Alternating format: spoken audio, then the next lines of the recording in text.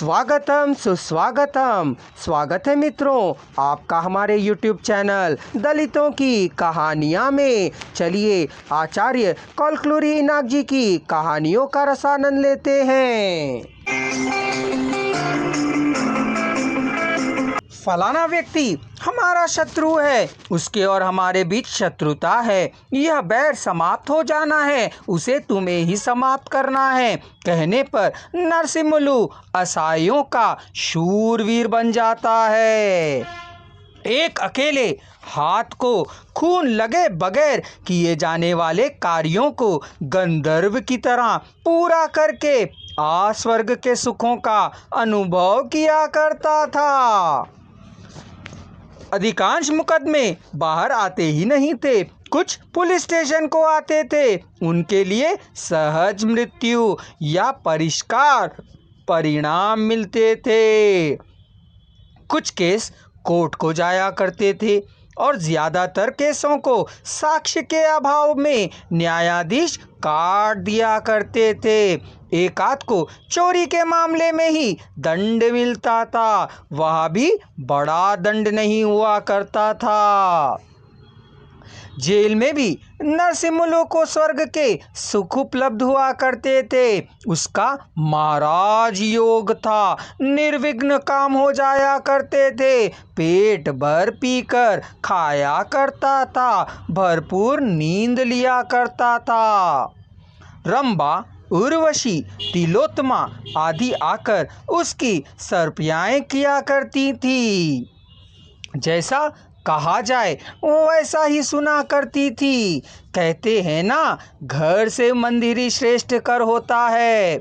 सच कहा जाए तो मंदिर से जेल सुरक्षित है, क्योंकि घर में जो कुछ रहता है वही सब वहाँ भी रहता है।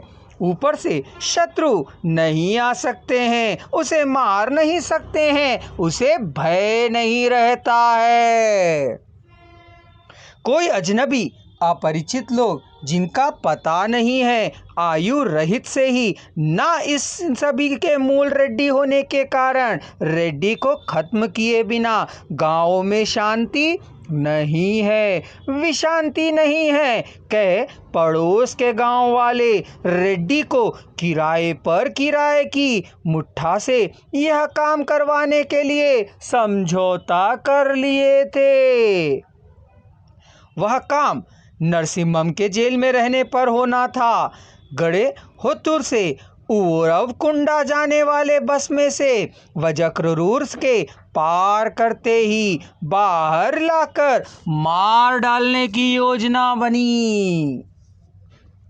रेड्डी की 2 कारें थीं, एक लॉरी है, ट्रैक्टर है, लेकिन उन पर वह यात्रा नहीं करता है, बस में ही सुरक्षा रहती है।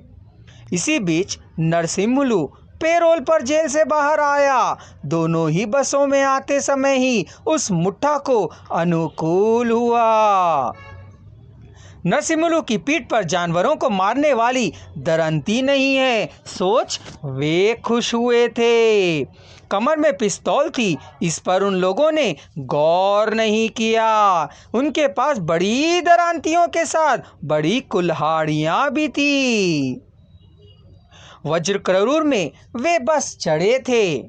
बस चल पड़ी थी और गांव पार कर गई। वे किसी भी समय कार्यक्रम का आरंभ कर सकते हैं। उन लोगों को नरसिम्हलू और रेड्डी गौर कर ही रहे थे।